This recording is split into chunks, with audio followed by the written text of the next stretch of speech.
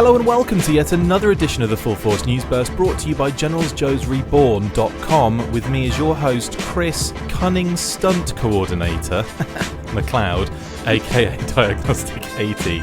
Joining me today to talk about the news that Kimani Smith has joined the Snake Eyes movie as stunt coordinator and Bojan Bazelli has joined as cinematographer is Justin, Ninja Force Red Belt Bell.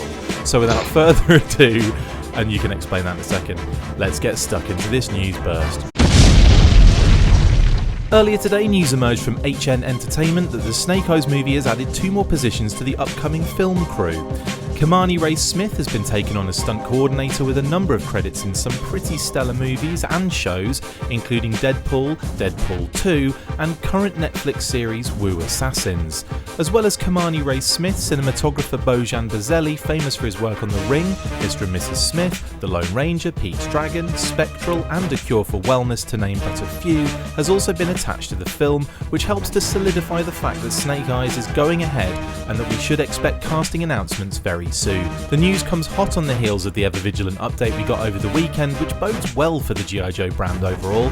Justin, how do you feel about these appointments to the crew? Oh, it's great. I mean, if nothing else, it's just the fact that that stuff is happening. I mean, I think that's a big plus.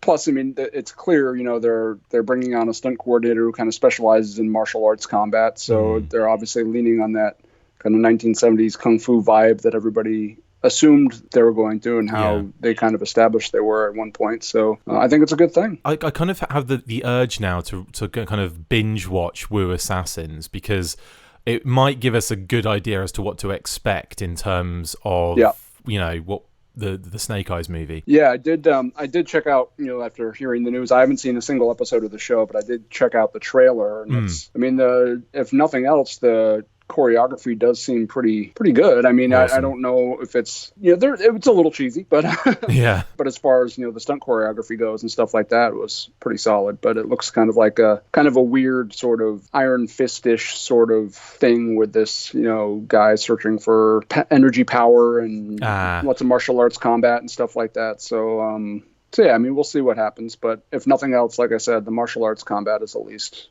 pretty well choreographed from what I could see in the trailer. I mean, with casting around the corner, do you expect to see any actors from Woo Assassins being kind of attached to the film? It's certainly possible, yeah, for sure. And I mean, I would, especially if it takes place, if it's supposed to take place in Japan or whatever, I mean, there's certainly no shortage of Asian actors in the film, so they could translate pretty well to it. Yeah. Yes, I mean, I wouldn't be surprised. I'm not sure if any of the, main stars of Woo Assassins are big budget Hollywood film headliner material, but yeah, we'll see. I mean, when we did our kind of fantasy casting, we looked at a lot of different kind of characters that are kind of slipped out of a leaked script kind of situation, which we love on this show. We love leaked scripts and the details of them. And again, we were kind of picking all sorts of different kind of actors for those parts. But yeah, I think you're definitely going to have, even if it's a newcomer, they're going to have to be pretty special. Yeah. If this film's going to be going to be any good, to be filling the role of Snake Eyes and Storm Shadow and all of the kind of main kind of key elements. But I mean, there are a lot of characters, by the sounds of things, in the Snake Eyes movie that are that can be completely fresh, new faces. Like, was it Kenta, and I forget the other names now that popped up in that, but like Storm Shadow's brother, and a couple of female characters who act as like security, and I hate to say it, and this only because it was part of the leaked script, but like love interest. Ugh, I hate that. But again, like maybe we could see some of those kind of actors from Woo Assassins kind of creeping around in those kind of style position, should we say. Yeah, and interestingly, doing a little bit more kind of searching, I guess I didn't realize that one of the main characters in Woo Assassins is an actor named Iko Uwais, and I'm sure I'm completely butchering that name, and he was in The Raid, and he was in Mile 22, and is actually in a pretty recent film called Stuber with Dave Bautista, I think, is the guy who plays Drax in Guardians of the Galaxy. So he could certainly qualify as a potential up-and-comer that could, maybe have a little bit more of a serious or main role in the film. I mean, anything's possible. I don't know why I passed him when we were, because there was a reason I didn't think of him as an actor when we were talking about like Storm Shadow. Yeah, he's Indonesian, so he isn't necessarily Japanese or anything like that. But so yeah, I don't know how he really jives with that sort of look and feel, but he was he was bloody brilliant in The Raid. I mean, that was such a good movie. Yeah, so crazy, that film.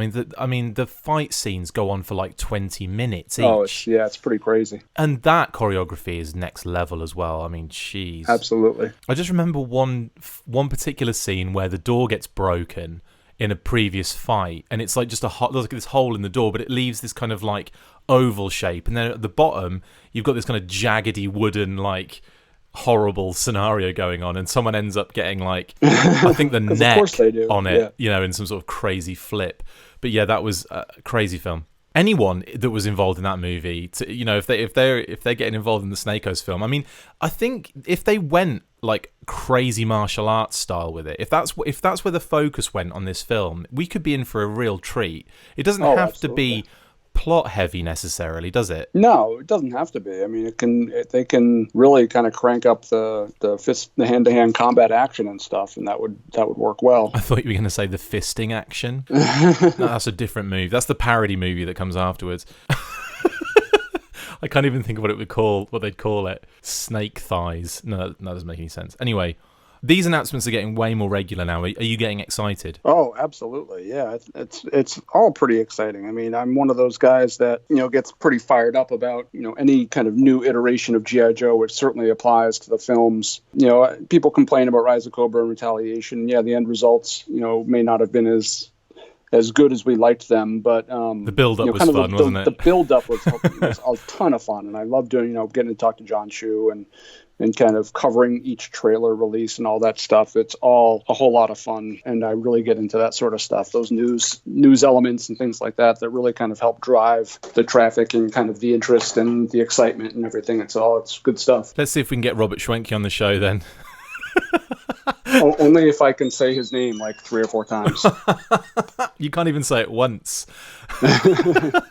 And also, before you go, you're going to have to explain to us the red belt comment that I gave, the nickname I gave you. Oh, goodness. Well, I was, when I was in college way back in the day, I went to the University of Vermont, and I actually I lived in a Taekwondo suite. And as part of living in that suite and in the dorms, they had to take Taekwondo. So I ended up, by the time my college career was over, I was a red belt in Taekwondo. And that's amazing. Was really fascinated with martial arts films, and we used to spend, entire weekends just kind of watching back-to-back, old school kung fu movies, and we were all Bruce Lee fanatics and stuff like that. So I used to be a lot more, invested in the whole martial arts scene than I am now, but I still appreciate a good fight scene. That's amazing. Also, if you pay Alan Boltes $99, you might be able to get a casting. Yeah, I don't know if I could pull it off. You call me Ninja Force, I'd be like one of those Ninja Force figures that can barely move its hips. That's me at 45 years old. They modeled the figures on your build, didn't they? That's what they did. That's right. That's pretty much, yeah. I can't turn my legs sideways, and yeah. Justin Ninja Commando Bell. Anyway, dude, thank you so much for... Anyway. Well, yeah, because you're not wearing any pants. But, dude, thank you so much. I know how you do these news bursts. Thanks for jumping on and chatting that. Hopefully, it feels like we're talking to each other, every bloody day, which, obviously we don't want to be doing that, but we have to for this particular situation. The things I do for the Full Force listeners, putting up with Chris McLeod several times a week. You guys, I hope you guys appreciate this. They do. They don't give a shit. No one's listening to it anyway. Yeah, so hopefully we'll get some casting news soon, and if not, we'll probably do another one of those little fantasy castings for the Ever Vigilant side of things, because that could be fun, trying to cast for that. I mean, we've got a laundry list of characters in that, haven't we? Wowzers. What'll be great is we'll have to pick different actors for Tomax and Zaymot and make sure they don't look anything like each other. They're twins. They're just not identical twins. But there you go. Surely that defeats the purpose. Yeah. All right, before you go, who would win in a fight between Tomax and Zaymot? Oh, Zaymot. He's a psychotic son of a... I know, he's got the scar on his face, which leads me to believe he's either a bit crazier, a bit more fighty, or he's not as good at fighting. I don't know what that tells me. It could go either way. Yeah, it could go either way. I'm going to go with he's a psycho, and he just jumps face first with the knife just to prove that he can. The sword comes his way and he headbutts it. Yeah. Get that out of here. Whack. In that case, Zaymot is definitely winning. And Justin, thanks for jumping on, mate. Really appreciate it. Yeah, not a problem. My pleasure. That's it for this instalment of the Full Force News Burst. Thank you to Burst. Don't know what happened there. Full Force News Burst. Thank you to my awesome co-host Justin Bell. See you next time, and as always, full force.